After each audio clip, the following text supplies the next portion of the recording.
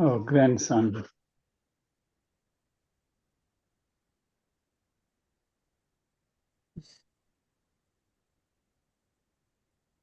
Was it your grandson that we heard earlier? Yes, He is a bit upset. How old is he? 2. Okay. It is his bedtime, so Hmm.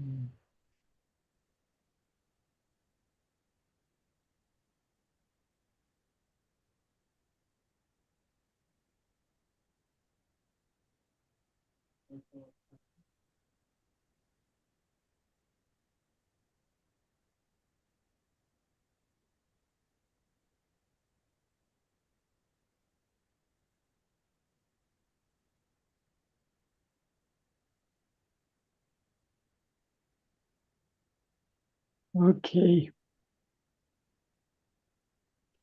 So welcome all to our 157th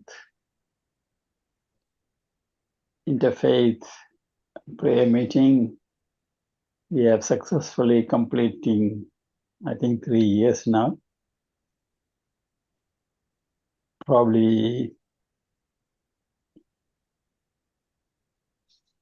maybe the last one for this year. Maybe we had to discuss about it. Anyway, this, as we all know, that we have been having this to foster the devotional character of our society and to bring about common understanding about all the religions, being sometimes being the cause of prejudice and problems in the world, though religion is supposed to bring about peace and unity and love. Hopefully, our discussions, our meetings have made some impact in the participants and also those who come across these videos online.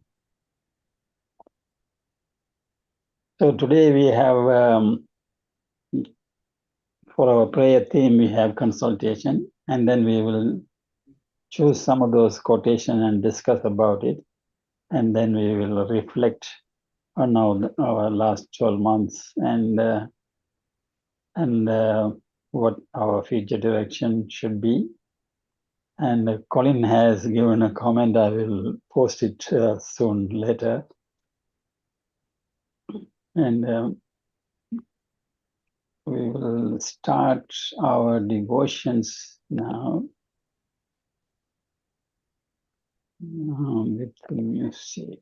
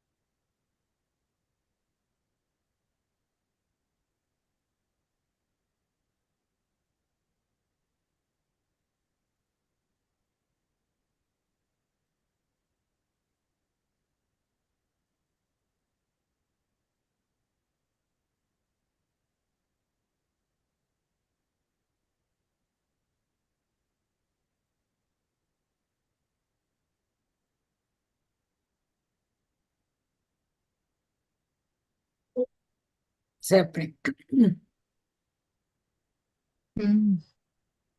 I can't hear anything. Yeah. I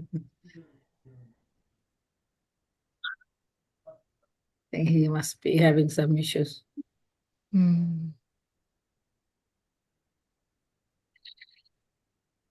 Sorry, I forgot to.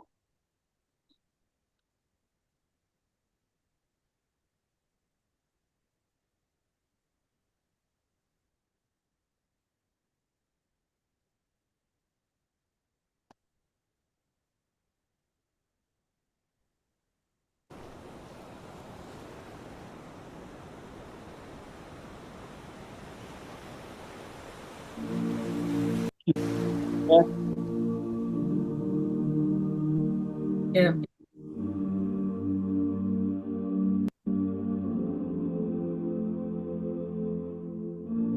I've been holding for so long, scared I might slip away. Sometimes I just feel so lost, but I know that I'll find my way. Oh, I cannot lie, it's hard, sometimes I lose my mind. Constant whispers in my head, temptations I defy. But I know that if I lose your guidance, I'll go blind. That is why I need you. Oh, show me the way. Oh, don't let me stray. Oh, I need you. I beg you. Take me out of darkness into your light. I know I gotta stay strong, trying hard every day. 'Cause 100 times I've been so wrong, but I know I can make that change. Oh, I cannot lie, it's hard, sometimes I lose my mind. Constant whispers in my head, temptations I defy. But I know that if I lose your guidance, I'll go blind. Protect me, my Lord. Oh, show me the way. Oh, don't let me stray. I need you. I beg you. Take me out of darkness into your light. My Lord, I'm grateful for your mercy. Whenever I fall down, you pick me up. 'Cause you're the one who's always there for me.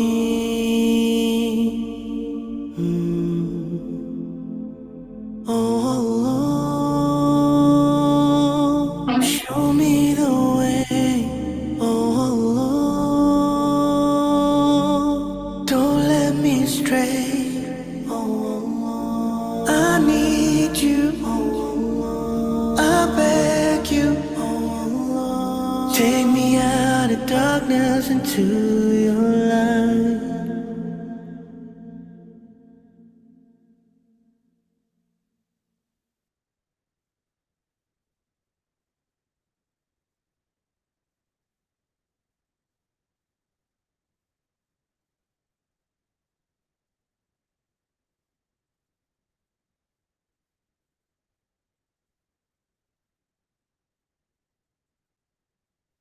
Oh my God, oh my God, unite the hearts of thy servants and reveal to them thy great purpose. May they follow thy commandments and abide in thy law. Help them, O God, in their endeavor, and grant them strength to serve thee. O God, leave them not to themselves, but guide their steps by the light of thy knowledge, and cheer their hearts by thy love. Verily, thou art their helper and their Lord. Say, no man can attain his true station except through his justice. No power can exist except through unity. No welfare and well-being can be attained except through consultation. Allah.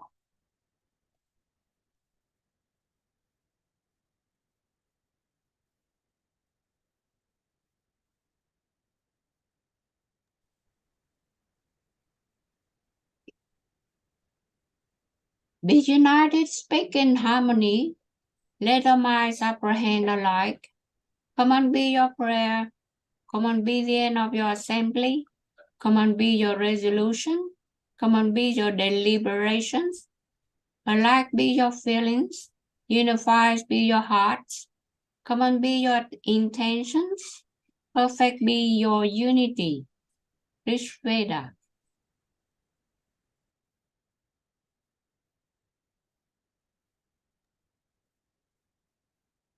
Now, in understanding wrong understanding as wrong and right understanding as right, one practices right understanding. First step. And in making efforts to overcome wrong understanding and to arouse right understanding, one practices right effort. Sixth step. And in overcoming wrong understanding with attentive mind and dwelling with attentive mind in the possession of right understanding, one practices right attentiveness. Seventh step.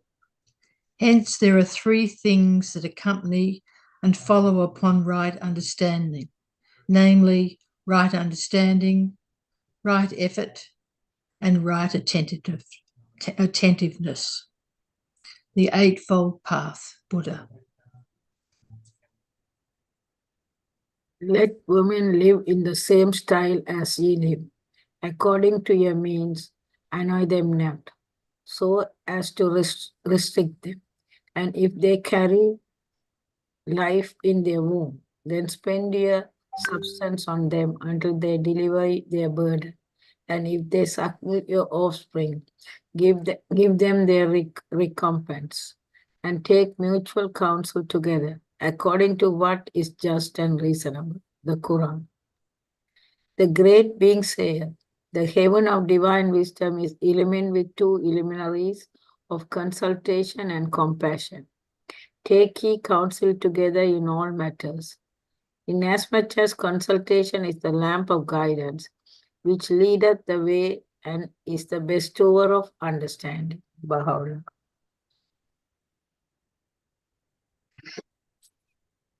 Consultation bestoweth greater awareness and transmuteth conjecture into certitude.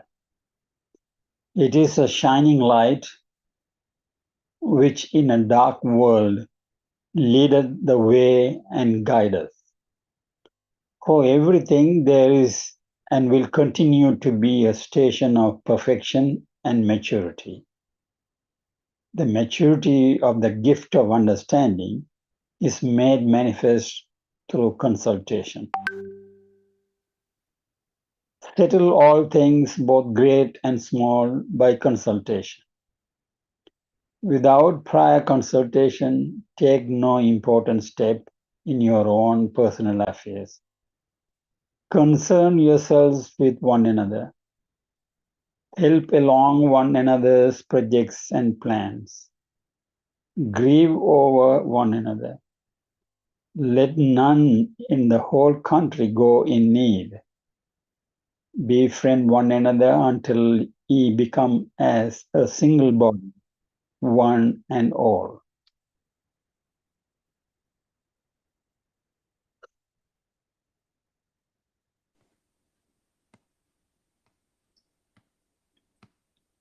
Jung.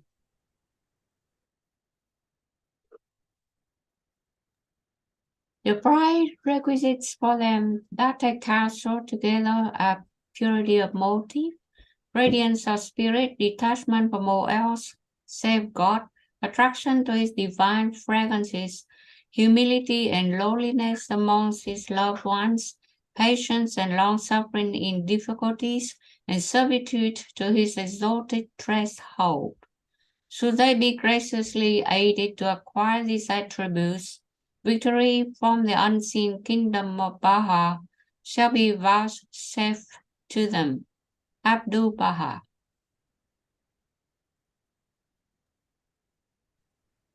The purpose is to emphasize the statement that consultation must have for its object the investigation of truth.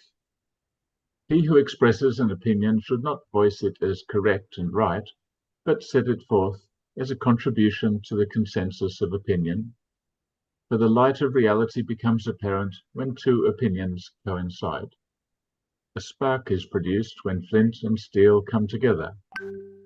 Man should weigh his opinions with the utmost sincerity, calmness, and composure. Before expressing his own views, he should carefully consider the views already advanced by others. Abdul Baha.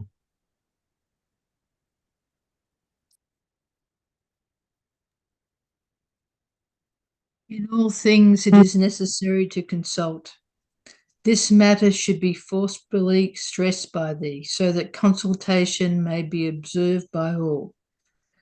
The intent of what hath been revealed from the pen of the Most High is that consultation may be fully carried out among the friends, inasmuch as it is and will always be a cause of awareness and of awakening, and a source of good and well-being. Baha'u'llah.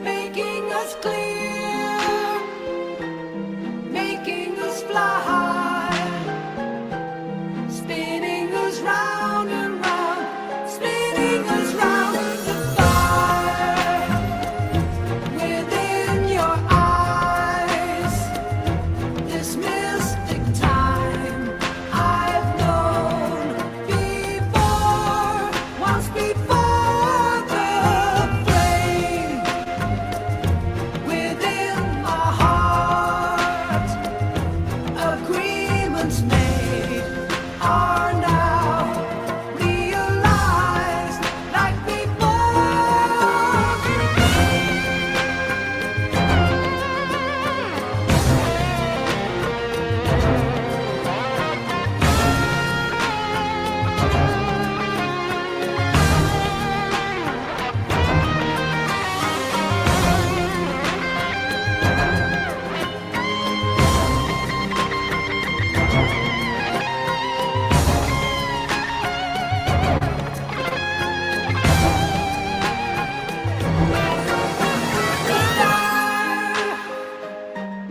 Making us clear, making us fly, spinning us round and round, spinning us round the flame, making us clear, making me fly, spinning me round and round, spinning me round, agreements of trust.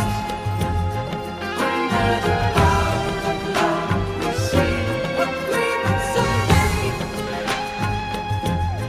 Under the power of love, we know agreements of truth.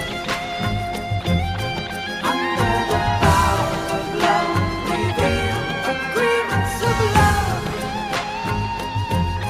Under the power of love, we see agreements of liberty. Under the power of love, we know agreements to set you free. Under the power of love, we feel agreements of trust. Under the power of love, we see agreements of faith. Under the power of love, we know agreements of truth.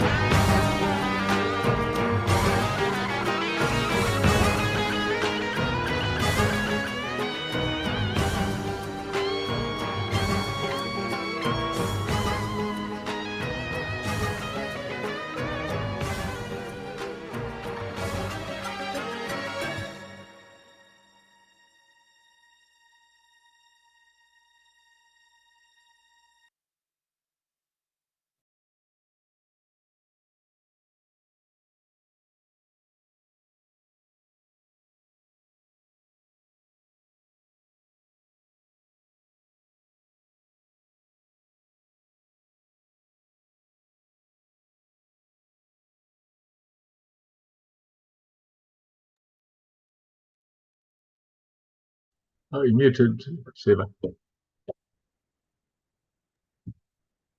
So under the power of love, we can achieve many things. Can I comment on that song?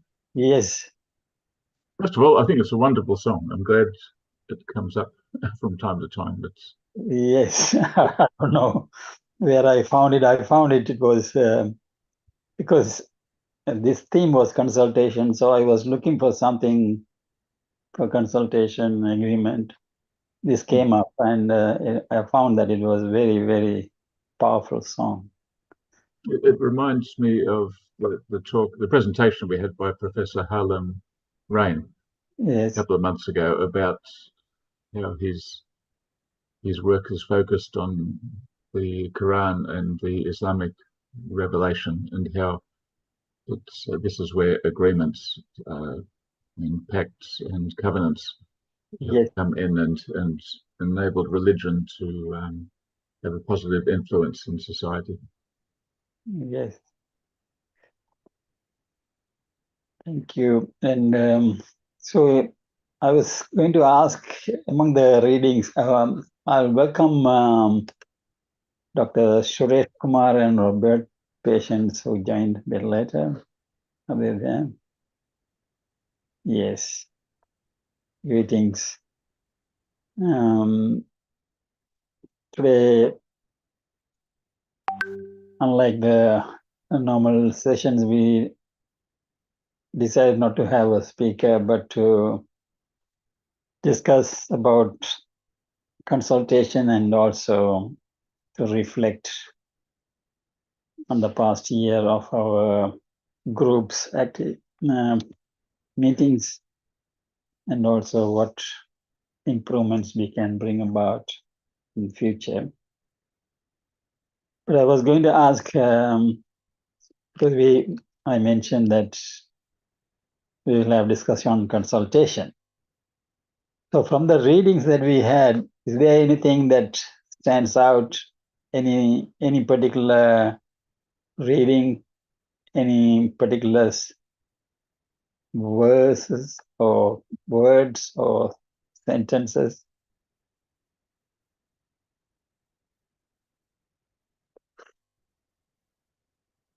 Anyone? Oh, somebody has raised their hand. Young. Yes, I was through your prayer, I was noticed the sentence that made me was thinking who wrote this sentence, and it was aligned with my ideas during the day about consultation. Consultation can be carried out fully by friends. And I noticed the person who wrote this is, according to the screen that I read, is Baha'u'llah. Yes. So what I think is that I thought, well, normally the boss don't consult with the worker. The worker and the boss will need a union rep to stand in the middle. There's a cushion so they can talk properly. And then they can add negotiation and everything. So if the way that consultation can be carried out fully by friends means to me that consultation can only carry out by the people of equal standing, friends. Mm-hmm. Your friend, my friend, teams in an equal sort of social position or status, or if we are all millionaires themselves. I mean, like if millionaire talking to millionaire, there might be consultation, but with a millionaire talking to somebody who has less money than him, obviously he will take over, so he will take over the subject matter or the expert subject matter. So therefore, consultation cannot be carried out properly and correctly. Just like in a parliament house, the MPs got consult with lobbying with people, normal people. Yes. But when the final decision gonna be made, it's gonna be relied on the treasurer, the budget maps, and everything. Then a lot of other things gonna step in, and then negotiation, and then extra steps. So it's not like a one-step consultation, full stop. It's not like that. Yes. And it can be going on like for months and months, 3 months, 6 months. So it's more flexible and it's more complicated than it was made out. I think the quotation you are referring to is this one. Probably this is one that you read. In all things, it is necessary to consult.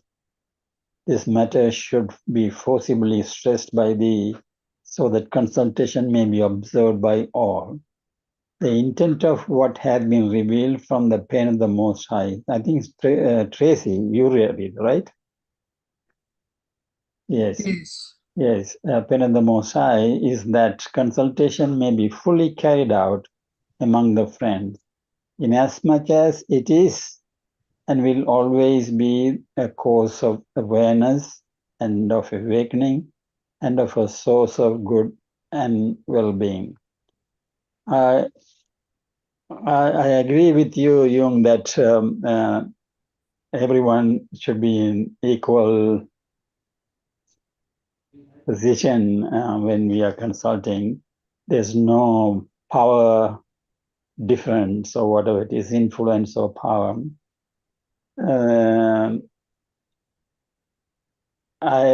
Is there any others who want to comment on any of the quotation? Does that mean that we keep on sort of dialoguing with between each other until we can build up some common understanding, some way that we find that we have a common connection? You know, we just keep on talking until we can get past what we don't have in common, or a point of conflict, Yes. to get to the point where we can discover our common humanity and our common future. You know, especially at the moment, unless we embrace each other's future, none of us will have a future. You're right. I mean, there are differences, obviously, and through the consultation and the dialogue, or whatever we call it, through that we come to a common understanding. I don't have that quotation we usually have in our presentation. One statement from the Universal Laws of Justice I display. It said that whether by words or deeds, the merit of your very contribution to the social well-being lies first in your resolute commitment to discover the precious point of unity among contrasting perspectives around which contending people can coalesce. So definitely any situation, any topic that we take, we are bound to have different views. But if we are trying to do something good for the society, well-being of the society, so merit of what I do, or merit of everyone does, lies first in discovering the precious point of unity among contrasting perspectives. Now, so for example, I mean, one of the biggest issues that we have in Australia is the indigenous people's situation. And if we are trying to do something good for the society, then we have to consult about it. When we are consulting about it, we have to find what is the precious point of unity in different views. And also in one of the quotation we read today, it said that we should not insist that what I said is right. Do you remember that? Yeah, so sometimes we think that he who express an opinion should not voice it as correct and right, but set it forth as a contribution to the consensus of opinion. For the light of reality becomes apparent when two opinions coincide. A spark is produced when flint and steel come together. So what Abdul was trying to explain is that when we offer opinion in a consultation table, once I offer, it's no longer mine. It is for the group that is consulting. When my opinion is different from, say, another person's opinion, or it is directly against it, it is not that I am fighting with the other person or arguing with the other person. It is the opinion that clashes. So when the opinion clashes, the spark of truth comes. That's what Abdul Baha says.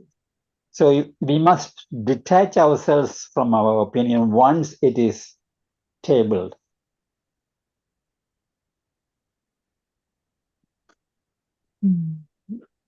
Okay. Anyway. It's because any one opinion may get built up or diminished, but we can't take it personally. That's right. It's sort of getting the clarity or the best way forward, yes. or the problem solved, which may be the combination of 3 or 4 different things. It's like that classic the elephant story with the blind men. You know, it's like a rope or a wall or whatever, because there's so much more for us to discover than any of us know. Exactly.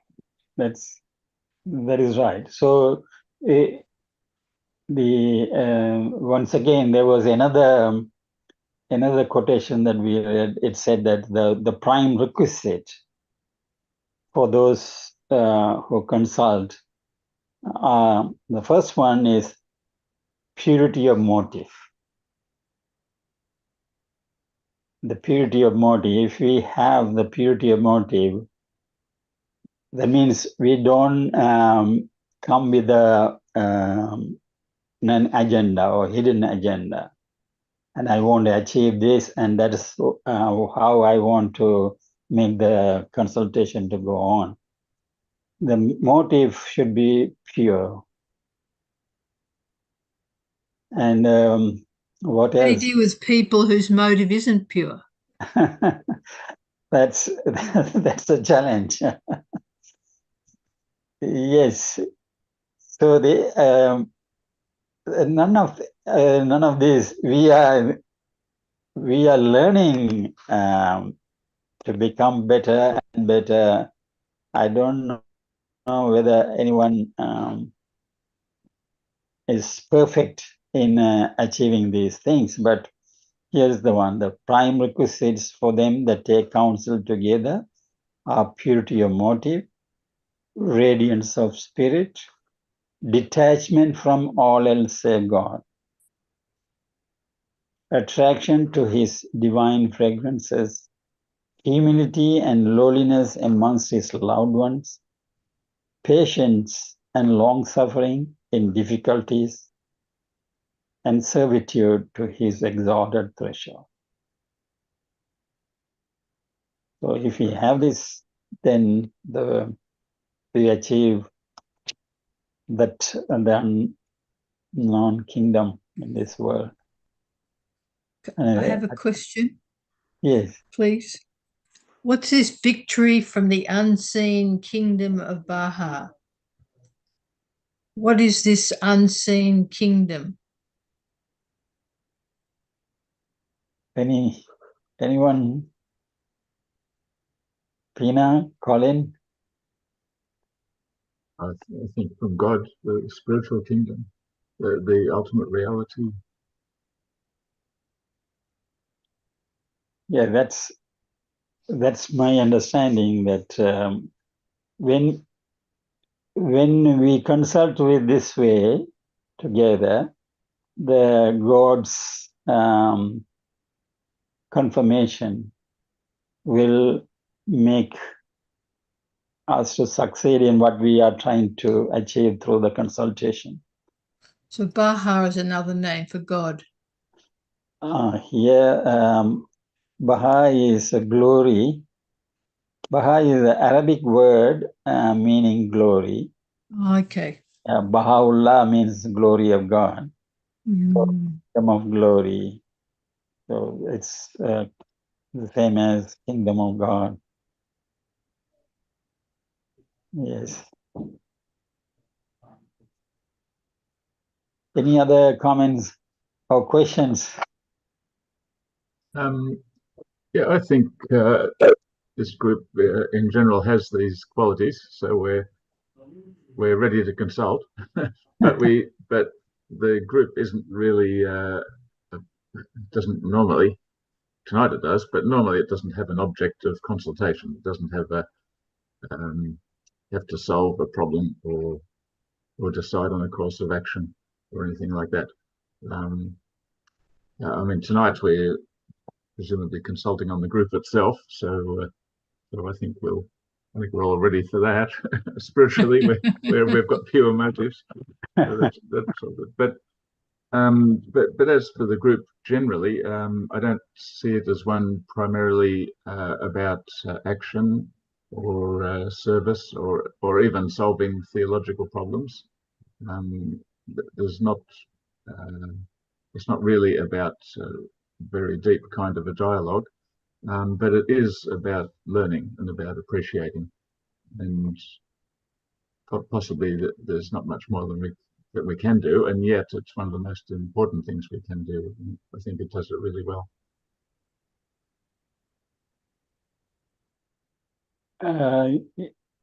Jung, you wanted to say something? I just want to add on. You say the prior prerequisites for consultation. Yes. I noticed that some of the writing was written in 1912. So 1912 is a long way back. And nowadays, modern society has made people change. And if we require prior prerequisites for consultation, like purity of motive, radiance of spirit, detachment from all else, the three things, for me, is unattainable during this current civilization of modern societies, because just say workers want 25% pay rise, and obviously the subject matter is the money, and who involved is the worker who suffer a lot through labor and cheap labor. So now they want justice. So for them, justice is money. So the boss said no. So that's why the consultation had to step in, a negotiation with the unions had to stand between them, between like a referee. So what I'm saying, subject matter, and this is very subjective, when the workers said, okay, I have purity of motive, I have radiance of spirit, I have detachment from all else. Like if the boss are too greedy, you have to detach from the greediness and give us a fair share of the money, a fair share of wealth creation. So therefore, I have purity of motive. But then the boss disagreed. He said, no, I am the one that create wealth. So that is a matter of wealth and richness and poorness and all the rest of it. So it's not as simple. It's like, like one size fits all. It's not simple like that. It is very subjective. It is not. I agree with you. It's not that simple as it is, but it is, in my opinion, it is the transformation of every individual heart towards these virtues of justice, love, kindness, servitude, detachment, all these things. We have to develop these things.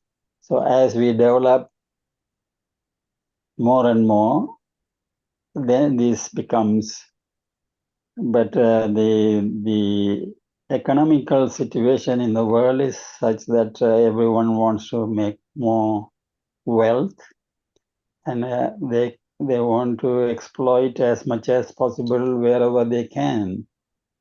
But they have to change, and I recall someone said that in Germany there are some companies that all the workers share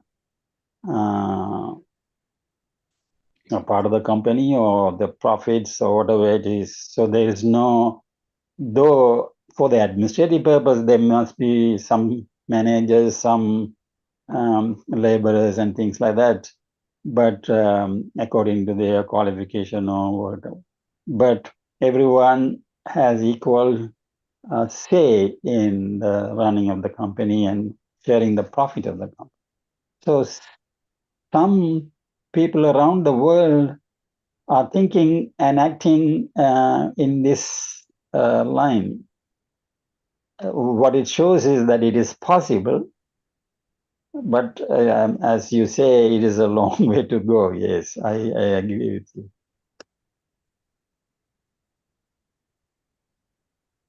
Pina, Suresh Kumar, anyone else? Robert? I think Um, Suresh has Sur- raised his hand. Who? Suresh. Okay, sorry, Yes, sir. I think, thank you for the invite, sir. I have a few points would like to discuss the members over here. See, most of the spiritual scriptures and the wise man words, which is insisting that consultation is very important. And why they are insisting it? Because based on their experience, they said that, so what is right? If individual make a decision, and it won't applicable for other members. When we are sitting in the room, there are 8 directions in the room itself. There are 8 perspectives. But when we look at from our perspective, we force only one idea. That's why many of the holy books and scriptures are insisting consultations. And here, when we are making consultation, there may be a chances other the errors may happen when all the members in the consultation are not having that some extent of knowledge or exposure. So when we look at that, there are children are making consultation, definitely they may not have any exposure to that. In that case, one teacher, then one wise man need to be there because he know that the consequences of things, the logically they have to think. And that's why these holy scriptures are insisting that they already know that who need to be included in that component. So I feel that some experienced person, some wise man need to be there in the consultation. Actually, in reality, what is happening in any consultations, need not for spiritual way, for business or education purpose. In consultation, there are 2 components. The one is ideal, and another one is reality. Ideal is what need to be done. It's called ethics.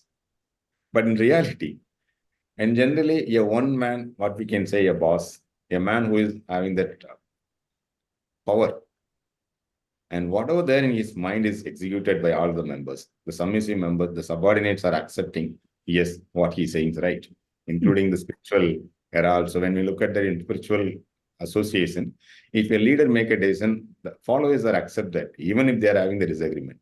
But they are not willing to share that. That need to be...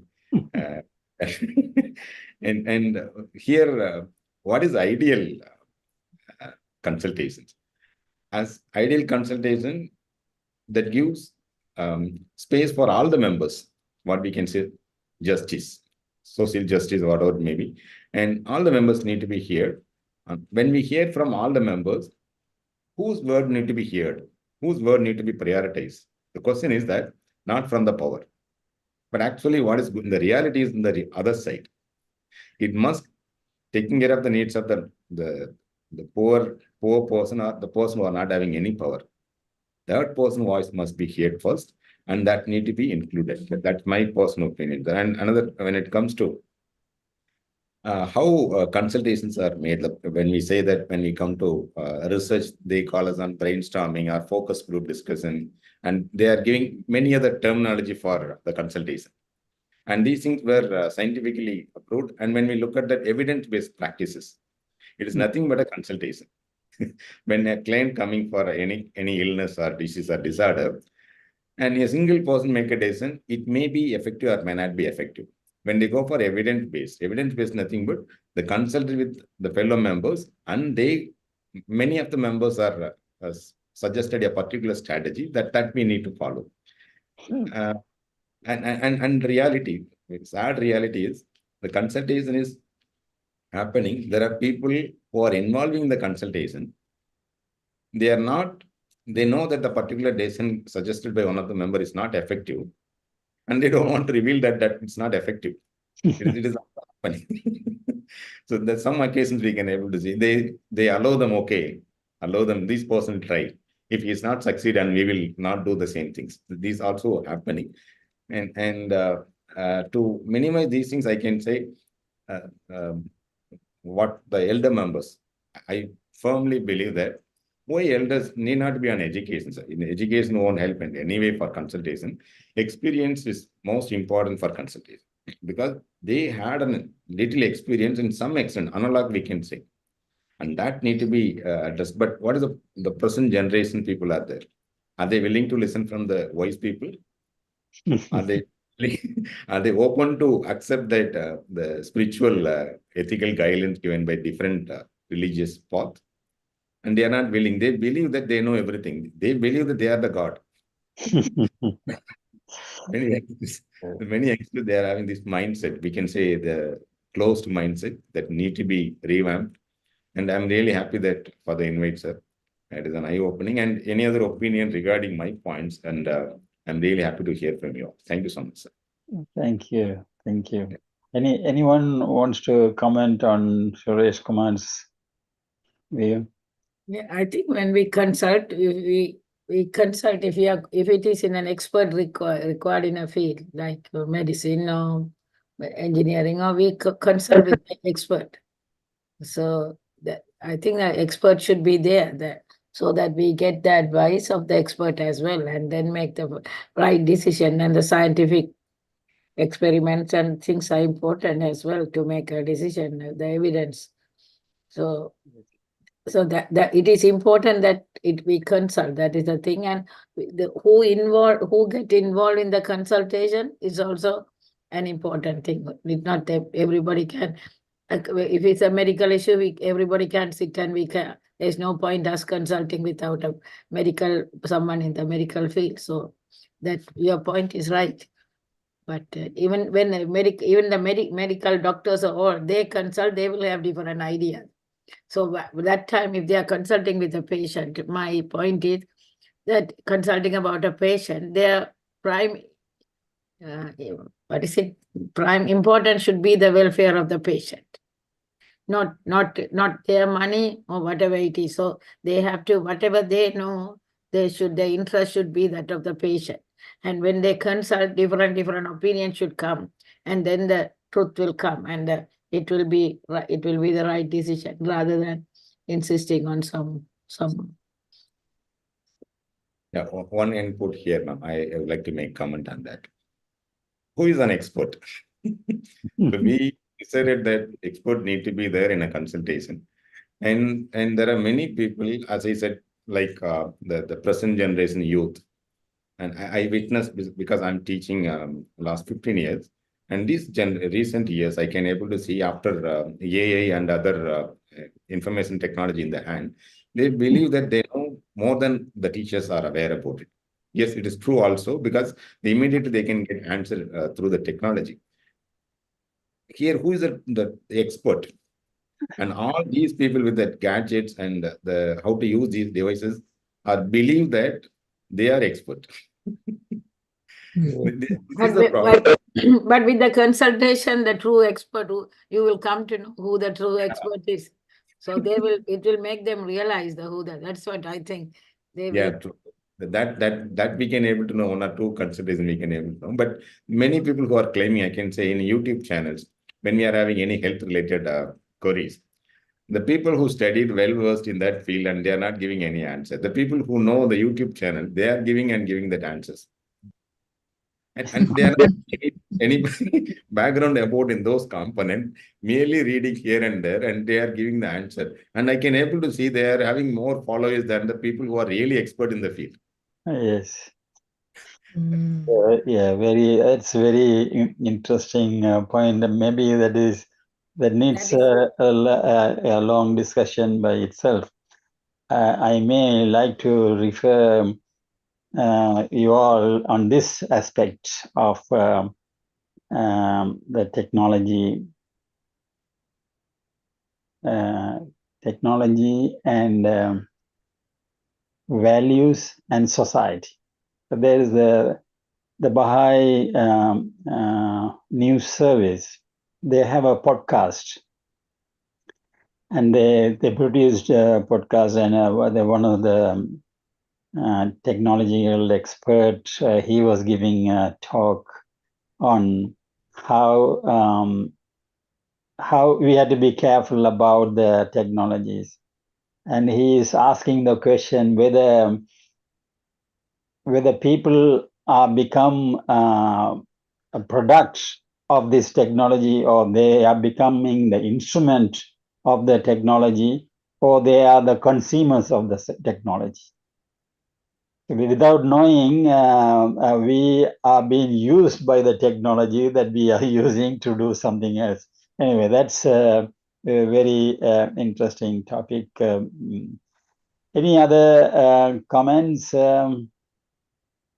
Can I just say something? I talk about if the experts said that, okay, we cannot talk about this issue through consultation, how about worker will be on strike? Now we have to go to the study of how many organizations here in Australia that send workers out on the street on strike, and who advise them? Their experts advise them to go on strike. So that's one thing. The other thing, if we go to the moral and religious point of view, we can just refer to a subject of abortion. So, and the women feminists and women liberty and women freedom, women association and freedom and everything. So if you talk about abortion, why people cannot sit down and talk softly and consultation and all these things, is why all the women had to come to the street and talk about abortion and whether they have the right to keep the baby, or feminist study had to argue why men doesn't do the job that women do, for example. Just say like, for example, and talk about morality here and talk about consultation. So sometimes what I'm saying is, in practical life, it's different from 1912. I don't know about 1912 people get problem with pregnancy, unwanted pregnancy, whether they can have abortion or not. But nowadays, modern society, I don't know how they're gonna keep all the baby born out of nowhere. I mean, no mom, no dad, come from IVF, become orphan. Yes. So what happened? Orphanage. So Yeah. something like that, similar in that sort of line. The problems, the humanity is going to have challenges, and individuals also are going to have challenges in their life. There's no doubt about it. But what is what the quotations that we read today is telling us is that we can tackle those challenges and the problems using consultation. It's one of the best way to find a solution to problems. That's my understanding of it. So I think the first quotation that we read, it said that, "Say, no man can attain his true station except through his justice. No power can exist except through unity. And no welfare and no well-being can be attained except through consultation." So I know, Jung, that currently all over the world, they are practicing different means of solving problems. So lobbying or striking or all these things, threatening, whatever is, it could be the way that some people are trying to solve the problem. But the best way to solve the problem, as you said, they should be on equal footing and with the pure motive for the good of everyone. They should consult and solve. Can we hear from Pina, Robert? And one other thing that, Yeah. yes, Pina. Yeah, I just want to share that even in our own personal life, that we go through this journey of life, to me, the first thing is that my motive should be pure in anything that I do. It should be pure. First of all, it's like a cup that the glass has to be clean first before you can put a clean water. And that water will serve good to me and to others. Otherwise, it doesn't help at all. So to me, it all starts within me, first of all.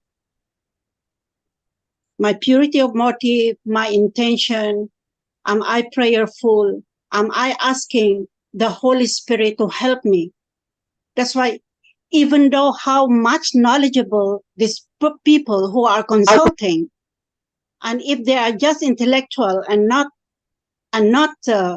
having the spiritual means or prayerful and patience and all the attributes that is needed in consultation, we go nowhere.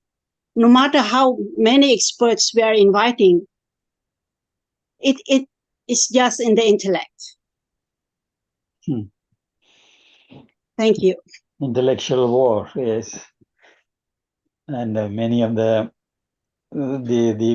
parliaments, bicameral parliaments, it's supposed to be consultation, but it is not consultation. So, but the more that we promote the idea of consultation in our sphere of influence, whether in workplace or classroom or in our family or in our society and neighborhoods,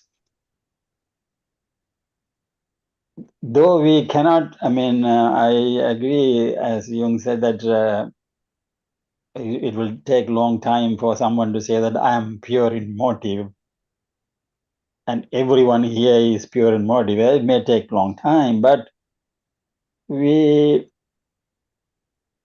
have to take conscious effort to change. So this is again, I think of for the indigenous people, because they have, in general, they have all these good qualities, and there is a lot to learn from them, but they have been looked down as someone who do not have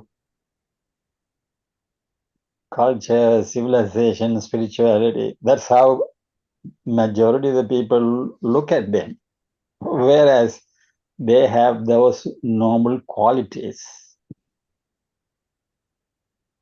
And if we sincerely consult with them, then one of these problems can be solved. But whether it be other problem, whether it's environmental or economic, whatever humanity is facing. Tracy, you want to say something? Oh yeah, just sort of going back to like even in politics, there's sort of the winner takes all, and it's all blame. Who gets the credit, or who can the blame be put on, rather than trying to find the best solution. Or that, this, on any problem, if we had a combination of perspectives,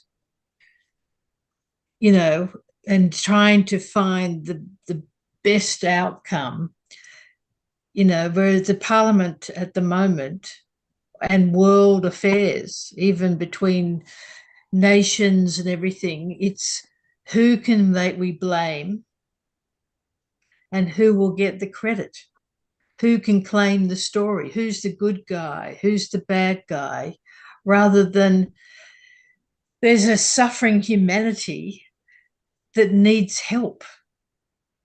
And, it is going to take a lot of effort and a lot of cooperation to actually solve some of these problems. And if you think about in 1912, 2 years later from that, that's when World War I started. You know, if the nations had resorted to consultation rather than to trenches and mustard gas, how much less suffering would there have been all around the world? So, you know, it's sort of,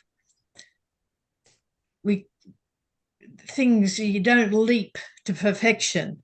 Yes, right. But we have to go in the right direction, that the people and industries and nations that are exploiting the weaknesses of people for their own benefit need to shrink, and those who are trying to cultivate the human potential and enable us to become more godlike, that means loving and kind and grateful, should be supported, and our creativity should be nurtured. We should be nurturing the creativity in whether people are got the sort of the most humble job or the most prestigious job in a company or country, that they're all human beings, that their job is only a part of their life, and their full potential as God's child, you know, should be developed, and we should be all trying to contribute to each other's success and growth. But, you know, if he'd been listened to back in 1912, there'd be a lot less suffering than what we have now going on in the world. Anyway. Yes. Thank you. And Colin, you want to say something? Just to reinforce and agree with Tracy that there are destructive and constructive processes in the world, and we don't have to worry about destroying the destructive processes. They're doing that well enough on their own, but we do need to contribute to the constructive, and that'll and there's a lot, and it's happening everywhere. The world looks bleak, but the constructive processes are amongst a lot of us. Regarding consultation, and when it doesn't work because of politics, and you only mentioned it in the trade union movement, and I think Tracy mentioned it in Parliament. That's the problem. When people are willing to consult while they're with their own team, but then it reaches a point where, okay, we're finished consulting, now we're going to battle it out. And that's usually that happens with political parties. They battle in Parliament.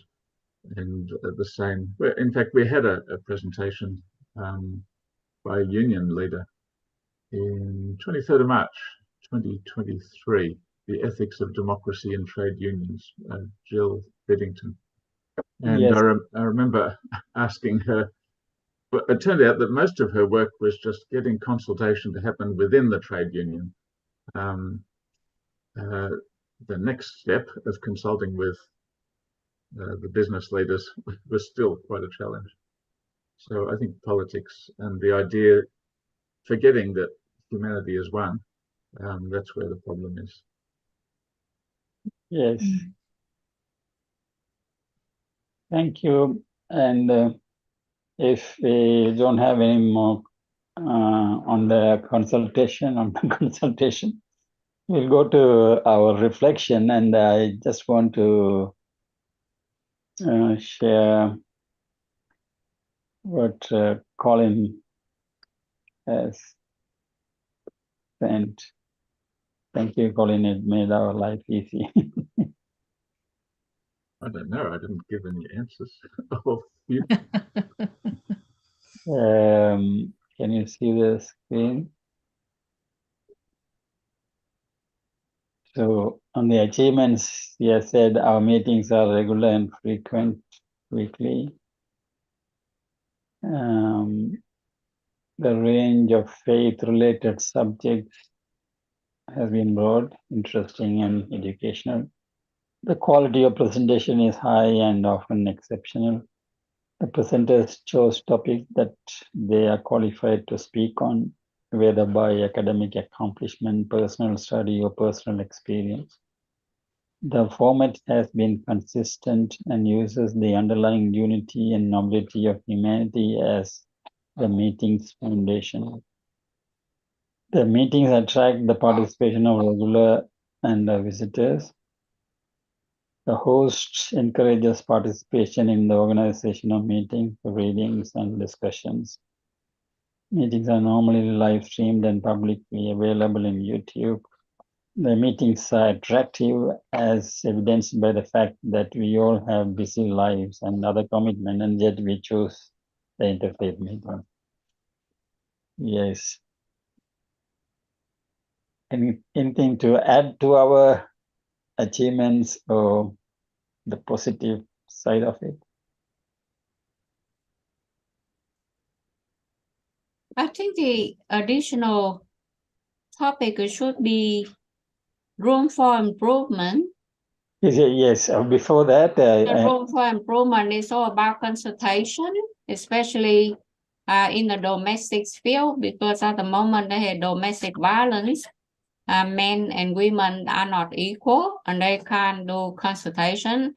So they just either quietly divorce each other, separation, or doing something else.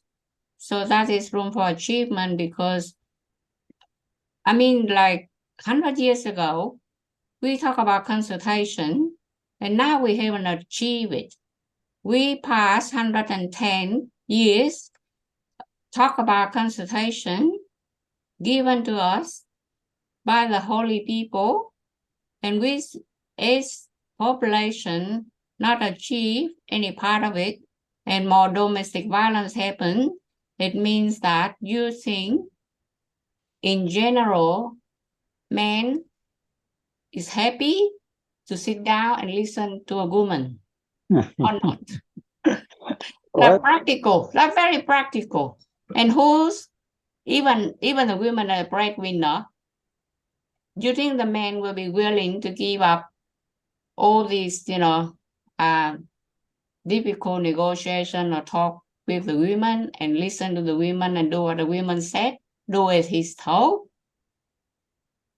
You are right. I mean, the sufferings of women and the gender inequality is one of the serious problems in the world to bring about unity and peace. I agree with you. But if we, on the other hand, if we look the world today and compare it to the world that was, say, 100 years ago or 1,000 years ago, we have changed very much in that aspect of the women's development. It cannot be imagined that we can meet together as men and women and talk like this and express our views like this. Even 100 years ago or 200 years ago, it was not possible. They can't sit in front of them. They were not allowed to handle the holy books in some traditions. So we don't want to look at any particular segment or society to say that was worse or this was worse. So we have advanced to considerable extent, but we have to recognize and acknowledge that there is still a lot of work to be done, and men and women have to take responsibility in the transition or the changes, and more on men than women. Yes, I agree with that.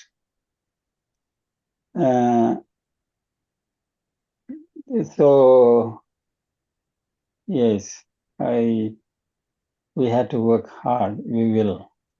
But the thing that we were discussing is that this group, as the Interfaith Prayer Forum, what were the achievements, and which Colin mentioned these, and I was asking whether there are any other, if we agree with this, is there anything to add? I was asking, but it looks as if we don't have much to add. Then we can go to the progress. Can you see the screen? Mm-hmm. Yes. That's on the progress. He says, instead of trying to teach or change or improve others, regular participants are asking questions with the aim of learning and understanding. So that's one of the progress. Two, presenters, MCs, and participants alike are learning diplomacy and patience when comments or questions are occasionally off the subject or unduly lengthy or seemingly critical. I like this one in the sense that we are collectively learning. There is, even if there are presenters who are accomplished academics or business or whatever it is, they also learn through our gathering and discussion. So that's I really like that point, Colin. That's what I've noticed over the last couple of years. That the group seems to be improving that way. Yes. Any other comments?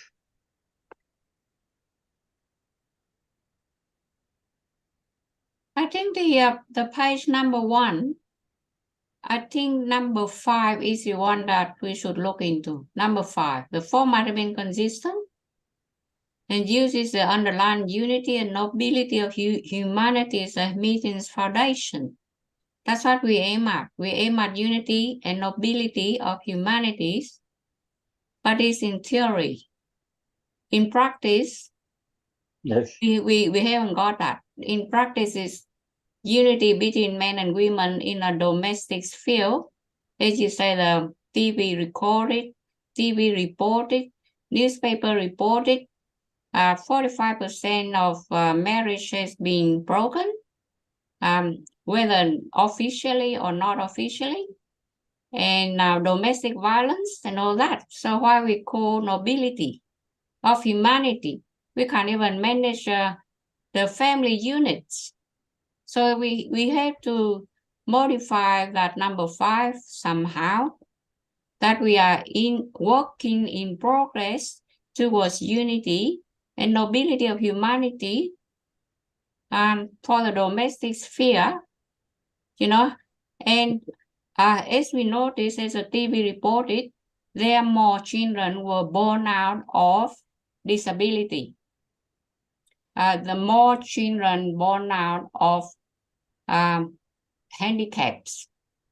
And I wonder where they all come from. Is that come from environment? Well, I mean, we don't know. I mean, why and how that happens.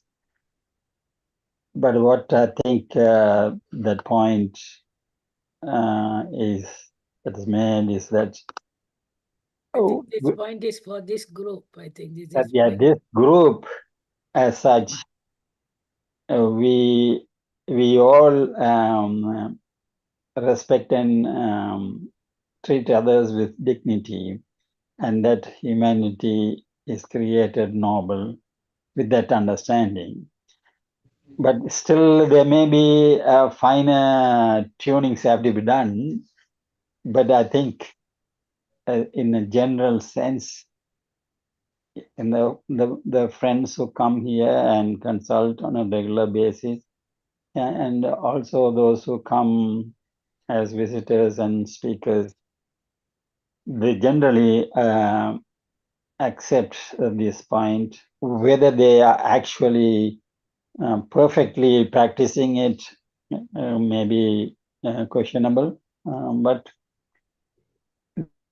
generally this I think it's within the group we treat everyone with that human dignity, and that everyone is noble and everyone is equal.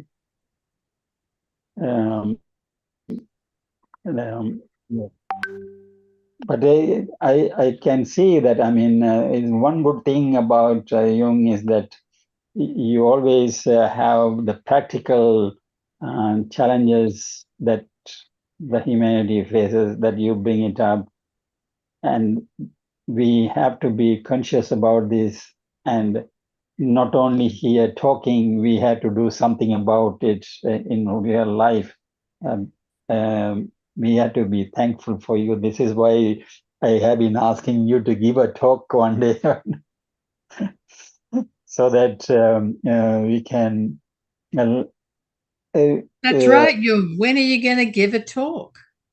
I mean, if our feet is not on earth, like if the way we been studying, and this is in general, if our feet are not touching the earth and our heads are on the cloud, if some of the people express that views from the people that I'm hearing around, they said, oh, that person, oh, his head or her head is up the cloud. So if the head is up the cloud, how are you going to help humanity? How are you going to help people reach nobility when your own feet not even touch the earth? You know what I mean? Like some of my friends said, oh, you can't talk to her. No. You can't talk to him. No. Why? Why not talk to him? He's an optometrist, for example. Oh, no, but his head is up the cloud. But when are you giving a talk, Jung? When are you giving a talk? I'm talking about a proper talk. What date in January? Oh, I'm the same. You give a talk. Let's get practical and grounded about when you were giving a talk. Please note. I don't want to focus in anything. I just want to tell you about the practical things that people telling me, and they said, "Oh, really? Wake you up?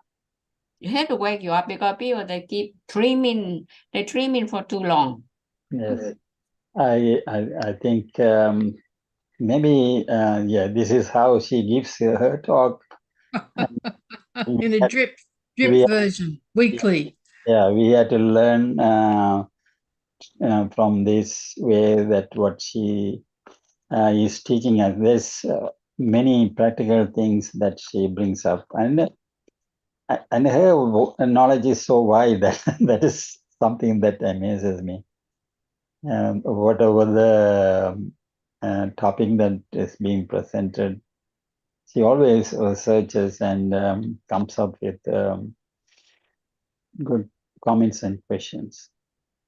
Anyway, thank you, Jung, for that. Yes. I think we all acknowledge and agree with you that there are things that we have to do practically to transform ourselves and the society, and to different degrees and in different ways. I think we all are doing it, but definitely there is room for improvement, and a reflection is one of the things that helps us to do that improvement. Shall we go to the challenges? Then now it looks as if you have all left everything to Colin. Whatever he says, we are going to agree. You're not going to add anything, or anyway. But if you like, I can read what I wrote. Okay. And that way, if they're wrong, people will Well, happy to say so. I think the average number of participants logging on to the Zoom meetings might be reducing. There have been some former regulars no longer participating. I think most of the workload is falling on Siva for finding speakers. There may be the impression that it's a Baha'i meeting. I've heard that occasionally. And one of the presenters a couple of weeks ago sort of came in with that assumption. And it's difficult because it's Zoom and we're spread out across a few countries to actually do some collective action or something useful for our local communities. I mean, we do that. I'm sure we do that anyway, but I'm talking about this meeting. And then there's the workload and commitment involved in having it weekly. And if I could just comment that I actually like things the way they are. I think for me it's great. If it was just even if it was just me and Yong and Siva and the other regulars, and Siva kept on finding wonderful speakers, with occasionally the others of us finding someone, and the flavour of it was similar to what it has been. I'd be perfectly happy. I'd keep coming every week or however. So I really do enjoy it. Yes.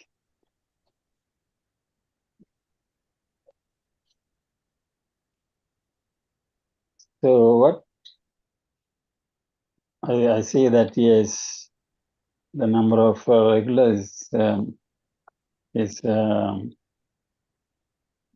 reduces.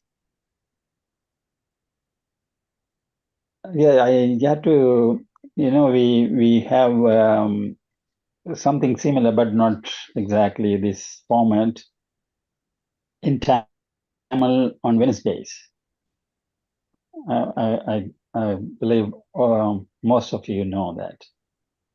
And that is also live streamed on YouTube. The average number of participants are more there than here.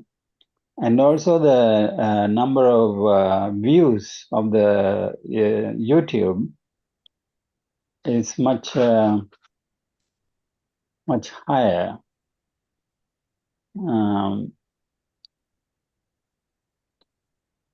Somebody, Vasudevan Veerasamy, welcome. We are almost coming to an end of the meeting, but welcome, Veerasamy. So I don't know how to, what can we do, how to increase the participants.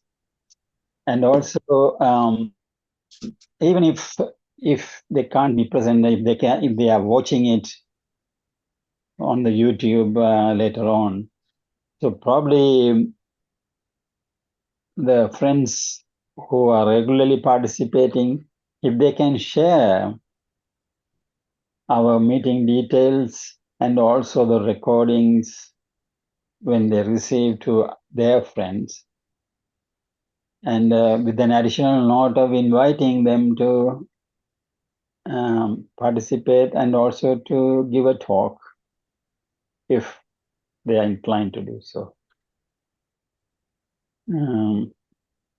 Any comments on that?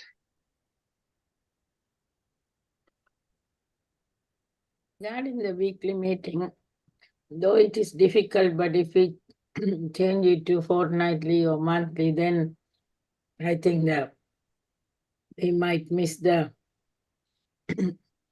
this is that we are used to this, and now we might miss a week, and it may become more difficult to sustain, I think.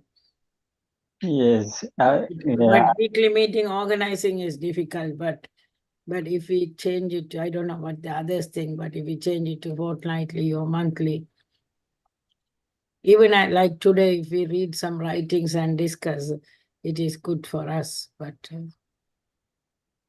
yes, I don't know what others think about changing it to fortnightly. Tracy, She is one of the active members of the Women's Reconciliation Network, and she organizes a meeting every Wednesdays about this reconciliation, and of course there is no presentation as such, like a talk or anything like that, or selecting readings and things like that, but generally the statement, Uluru statement, is read and discussed, and friends contribute their ideas, and it goes very well. Maybe there are also the numbers, they're regular and limited.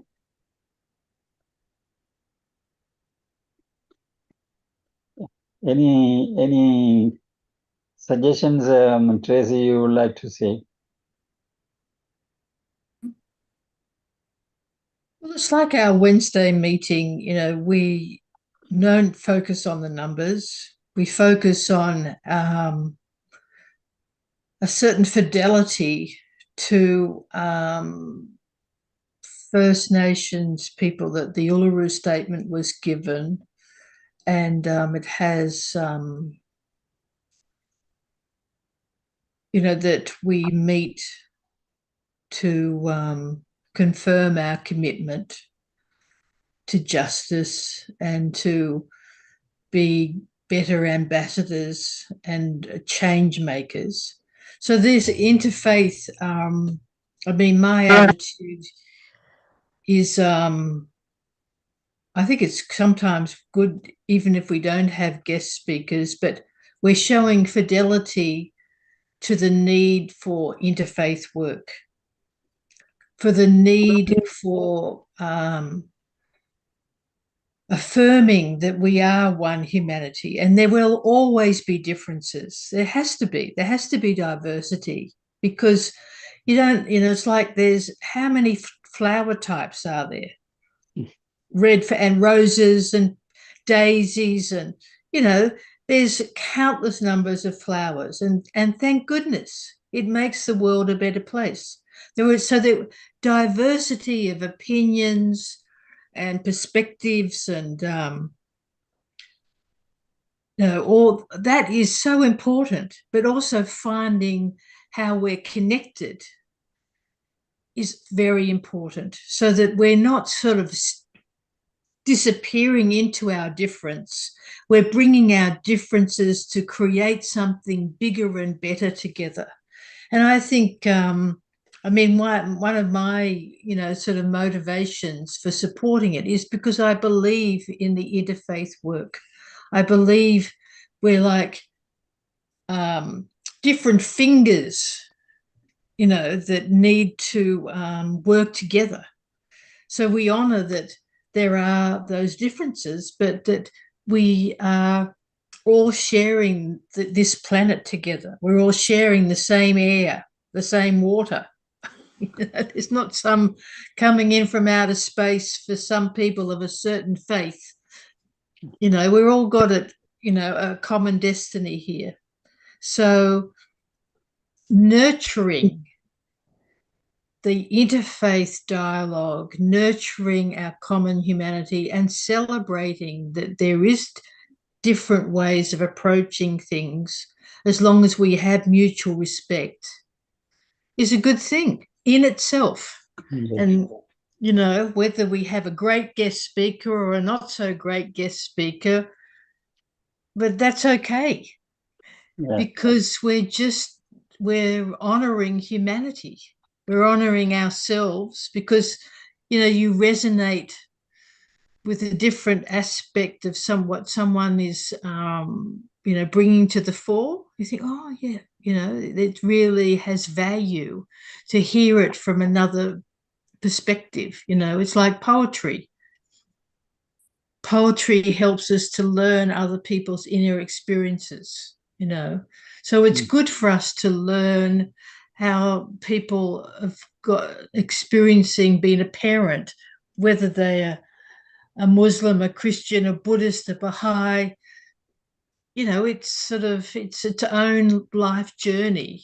And, sort of the little bit of differences and the common thing, it's fascinating, really. Humanity's fascinating. Yes, exactly. And we get a little taste of that. Yeah. So Thank you, Tracy. Thank you. I think I like what you're saying, but what I'm worried about, if we are too diplomatic, then just say in general people become too diplomatic, then they won't tell the whole things. They diplomatic, they're patient, but then they will say something that's around the main ideas that they're supposed to say. So people don't really get a core issue out of everything. Because like in that what you call reflection, then you mentioned about like we saw the word diplomacy and patience, but then the thing that the negative aspect of diplomacy is that whether people tell the truth, people tell everything, people tell what they heard from other people give you a feedback properly, other people give you feedback properly. Is a person is a messenger or carry the messages of somebody else that bigger than her or him or her. So it is all these issues gotta be stepped in. I think, I mean, when you are saying this, the diplomacy, when they are diplomatic, they may not be telling the truth. There may be some point in what you are saying, but when you said that, what we learned in Ruhi Book 1 came to my mind. The kindly tongue is the lodestone of the heart of men. There's a quotation. Pina, can you say the quotation? Yes, a kindly tongue is the lodestone of the hearts of man. You said rightly, correctly. Yes. And it's the spread of, what is it? It's the bread of spirit. Anyway, it goes on like that. And there's a question underneath.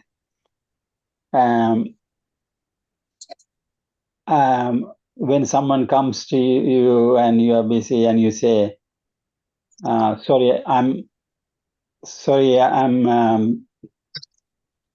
don't have time, I'm busy. Someone comes to you for something and you are saying, I am busy, I don't have time. Then the question is it kindly tongue? So it may be a truth that he is busy and he doesn't have the time. That may be true. But is it a kindly way of saying that? So how can we say that in a different way that it doesn't appear to be so blunt or harsh on the other person? Probably that's what the diplomatic was referred to, I think. But you may be right, Jung, that sometimes truth may be slightly hidden when we are diplomatic. Anyway, we had Vasudevan Veerasamy. I don't know you all remember. He was one of the speakers and probably the first year of the session. He must have talked about prayers. Are you there? Do you want to comment on? We are almost about to close our meeting. We were reflecting on what we were doing in the past in our prayer meetings. Do you want to comment anything? Is there anything coming out of the consultation? Any changes? What I hear just now was maybe we are most of them the war between people are imitating and not imitating. We are finding the truth, So this is the war going on now. So that's where we are. Right. So we have to, to talk to others also not easy. To very politely must approach them to convey the message. Know that you don't know. Okay, I think Vasanta was asking a question. Any outcome of this consultation about our future? Colin has raised his hand. Yes, Colin. I just had a view. Well, I propose that Siva continue doing what he's doing because it's so good, but maybe we can help with the readings. If I think use of rosters can be helpful. If you create a roster and people add their names to it, then on that day they can provide a collection of readings. It would need a little bit of guidance. We wouldn't want to read books and books, but something manageable, and that way it would get maybe different selections of inspirational scripture, which I don't know whether it needs to be limited to the holy scriptures, the recognized scriptures, or could be more than that. And of course rosters for MC, for giving acknowledgement of country. And the other thing is, if we have a bit more idea of the schedule, and we can see where the blanks are, and especially if you ask us, you say, you really, there's a blank in a month's time. Yes. Who knows a good speaker? Then that'll give us some motivation to go and find someone. Yes, that's what do you think about this suggestion? Just to prepare a roster to prepare the readings, so that we can get more variety of inspirational readings. I think, and that also gives everyone the opportunity, because they must have read something somewhere so inspirational, and they want to find a forum to share or people to share, so that maybe, and it can be once in 3 months or whatever it doesn't matter, at least some sort of sharing the responsibility. That will be good, because I'm recycling the same thing after a while, so it becomes boring. The other thing that is that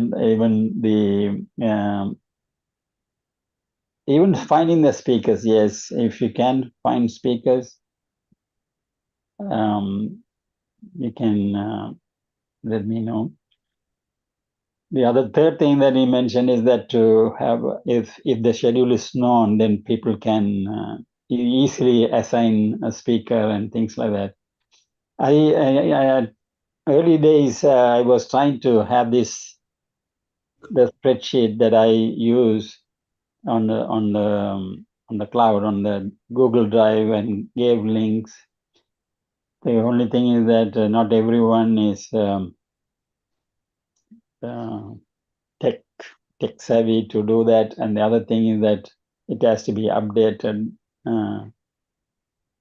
all the time. But I can do that. I can put it on the Google Drive, and we can give access to edit all the people who wants to fill in the vacant blocks. Yes, that's. Or if you could, for 1 month in advance, if you could share it in the group, with the group. If you, for the next 1 month or next 2 months, schedule whatever you have, you can share it. So even if people can't access the Google Drive, they will be able to. The only difficulty is that suppose Mr. A gave a date. Yeah, then somebody will take it. And another person, Mr. B, also did the same date. It becomes cumbersome. So if it is in one point, and if it is marked, then everyone knows, oh, that is marked. So live dynamically updating online is the best way to go about it. Anyway, that's and I love to do what I'm doing it. I don't want to change the frequency of it. It will go like that, and if we don't have, but I also like to suggest that in every time we read, we select at least one quotation and discuss about it before we go to the presentation or talks, so that when we are reading, sometimes not everyone could focus or assimilate the importance of them. At least if we discuss, that this set of reading that today we had, maybe we would have had maybe 10 or 15 times, but today we would have absorbed more when we were discussing about it. Yes. So, yes. So maybe I suggest that we at least take one of that quotation that we read. It can be from any religion, and we discuss about it so that we can get it inside ourselves. Mm. We have Sandeep Abrol. He just joined late, like Veerasamy. I think are you there? I need to I say love a good friend. night. It's lovely. I'm just here to catch up and see what you people are talking about. So I'm from India. All right. Yes, we are almost closing. Thank you for coming in. It's all right. I'll try nice. and join up earlier next time. So that's good. Yes, Lovely. and you can listen to this on the YouTube. If you can put your phone number on the chat, and Okay. I can send you the details. And thank you, Suresh Kumar, for attending and giving your valuable contribution. Robert, do you want to say anything? You are the only one who has not said anything. You can say goodbye. Well, something's very interesting is happening over the next 8 o'clock Jerusalem time. Christians, Muslims, and Jews are getting together for a conference which has been broadcast all around the world on heart coherence, promoting peace. Oh, when is that? Tonight, 8 o'clock. But it's actually 5 a.m. tomorrow morning, Australia time. Oh, but hopefully it'll be recorded. And there's some very interesting speakers there, but unfortunately, with our time difference, it's like 3 or 4 o'clock in the morning in Toronto. And a very good speaker I know from there, it's unfortunately, it doesn't fit in with our time frame. But not for Perry. Anyway, if you can share the details on the interfaith group, yeah, we can, people who has time or means, they can join.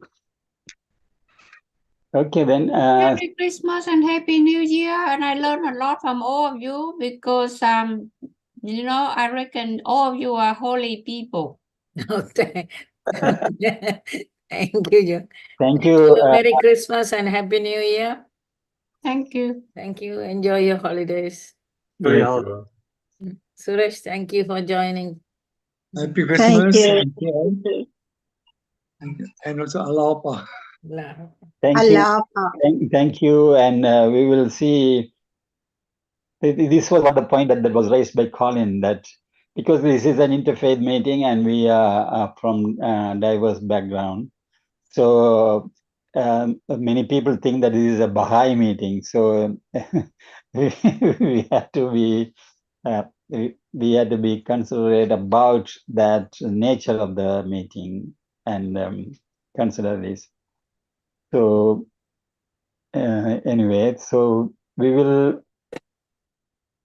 Suresh, you can send us the link of some of your activities happening on Zoom. Yes, he does. So I'm asking Suresh to send the links of some of your activities happening on the Zoom. Sure, ma'am. Sure, I'll do that. We are having a group nearly 5,000 members, and definitely I'll do that hereafter. I found that participant number need to be increased, and the timing is very important. In India, this is the time mostly they will be in the office. So after 5 is an ideal time for Indian participants. They can able to join. After 5, I'm saying the IST. After Yes. 5 up to 9, they can able to join. But this time is more crucial. For example, I'm working in a college. We will be there at around 1. But for many people, it is very difficult. That is the thing. They are not able to join. But I do try to find out the people who can able to avail free time. They can join. Thank you. Thank you. Thank you. Thank you. Thank you. Thank you. You and all the best and Merry Christmas for And Happy New Year. Thank you. I've forwarded that link about the meeting if anybody wants to get onto it. Okay, thank you. Thank you. Ave Mario. So next week, shall we just meet and talk, or we will No, I think we will postpone the next week. have Have a holiday. we will have a break till the second week of January. I can get a First week, why not I first can week? get a newspaper and read them all out for you to catch up with the update news. Okay. Well, next week. Okay. Yeah, thank you. Thank You you. you can Thank start you. you can start a YouTube channel. Thank you. Thank you. Okay.